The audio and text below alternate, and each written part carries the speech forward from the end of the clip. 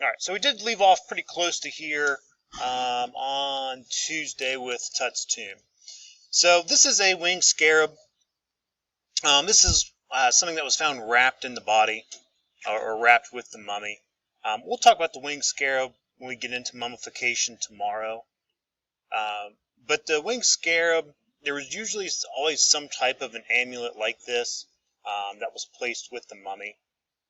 A scarab, guys, or a winged scarab, it's a beetle. You would know it as a beetle.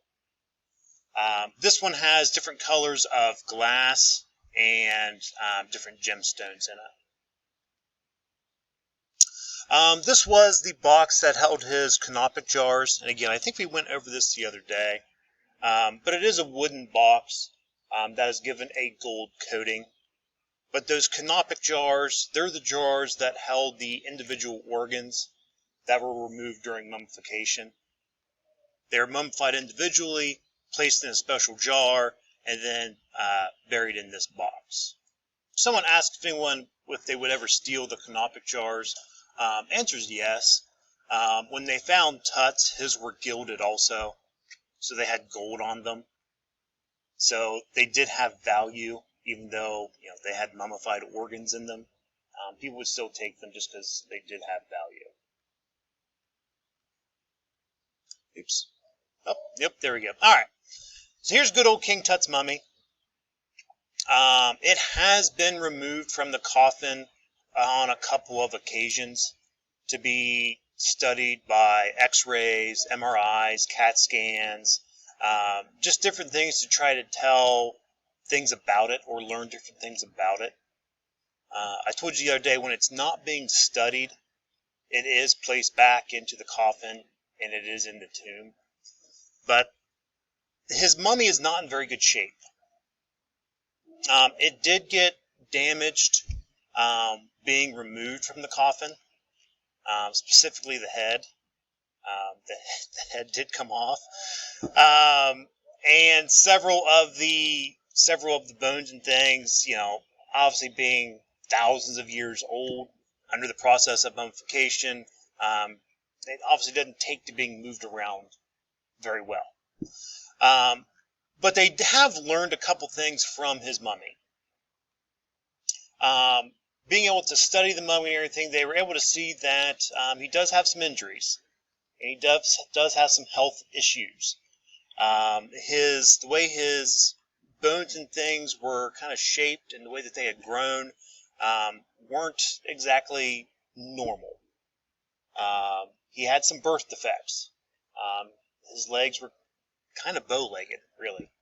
Part of that is just health of the time. The other issue is from his lineage. There is evidence that his parents could have been related in some way, and that had an effect on his genetics.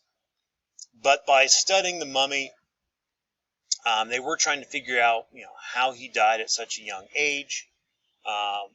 The original theory was that he was murdered or killed. A lot of that is due to the hole in the back of the skull. He does have about a 2.5 inch wide hole in the back of his head. They do think, though, now that was put there during mummification so that the brain could be removed easier. The other injuries that his skeleton does have, he has a couple of broken ribs, and he has a broken leg. Now, as far as how that happened, again, they're not 100% sure. They know some damage was done removing the mummy from the coffins, but they do believe that that broken leg more than likely is his reason for death. There were 6 of those chariots in his tomb, so knowing what we know about their burial, we can say he probably liked doing what when he was alive?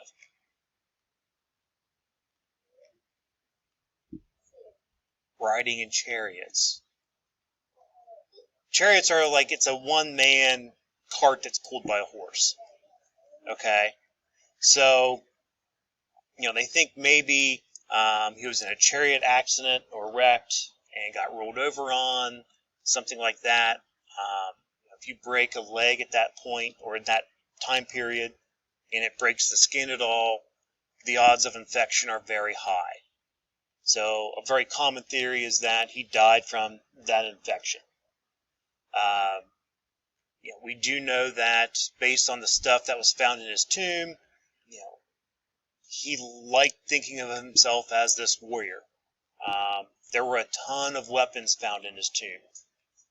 Several bows, hundreds of arrows, several daggers and swords.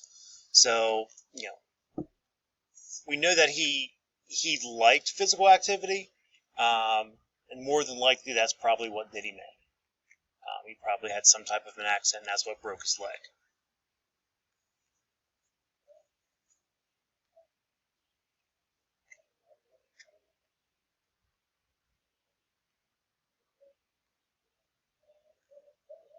Okay, now you're super close up here. Obviously, it looks a little disgusting. But let's go over a couple things about what we're seeing here with this mummy. You kind of have to keep in mind that he's roughly 3,000 years old here. But I show you this picture because it really shows how well they were able to mummify his body. With mummification, the idea is to preserve as much of the body as you possibly can. Keep it looking as natural as possible. So without getting too grotesque or disgusting, okay, if you've ever seen like Halloween decorations with a skull, does it look exactly like what we're seeing here? No. If you're seeing just a plain skull, okay, you're usually going to have big holes here where the eyes are. There'll be a triangular hole where this nose is, and you'll be able to see all the teeth in the jaw. There won't be any ears or anything like that with it. So with our mummification here, with our view of Tut here, okay, we can clearly see, his nose is still intact. Okay, that tissue did not deteriorate or decompose. We can clearly see the outline of his lips. So that tissue is still intact. His ears, okay, there's no bone or anything in your ears. It's just skin and cartilage. So, the fact that that tissue was preserved and is still there. Now, his eyes. His eyes do look kind of sunken in. But something to kind of keep in mind, though, is with mummification, in order to preserve the body, they had to dry the body out as much as they could. Okay, kind of think of it as, this is going to sound gross, but beef jerky. Okay, they're trying to take as much of the moisture away from his body as they possibly can to keep it from decomposing. So your eyes there's a lot of moisture in your eyes. Okay, think of them kind of like a grape. Okay, if you take the moisture out of a grape, what other food do you get? You get a raisin, right? So is a raisin smaller than a grape? Of course it is. So same thing's going to happen here with his eyes. As that body dries out, those eyes are going to shrink, okay, and take up less space. So that's why it looks like, there's holes here. His eyes were left in. They've dried up and they've taken up that space. Yeah, so then the other thing is his teeth. Yeah, you can clearly see his teeth are still here. The other thing you can kind of see is with his skin, you'll see the little cracks in it. Okay, again, the moisture is being removed, so it is going to dry up and crack a little bit. Yep, very much like your lips will chap in the wintertime when they get really dry, they'll crack. That's what's happened to his skin here. Alright, so you got one more shot of him here. And again, you can see where, nose and lips and everything's intact. If you look right down here by his neck, you can even see that little bit of skin there by his Adam's apple is still there. So, again, some people think it looks kind of disgusting or creepy. But the fact that they were able to keep it from, decomposing as well as they did is still pretty impressive.